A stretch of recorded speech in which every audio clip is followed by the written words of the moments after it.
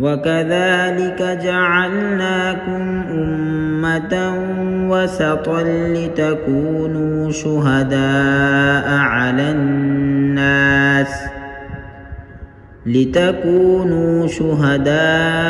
على الناس ويكون الرسول عليكم شهيدا.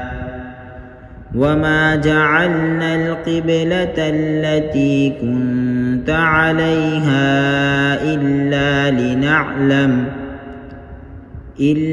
لنعلم من يتبع الرسول ممن ينقلب على عقبيه، وإن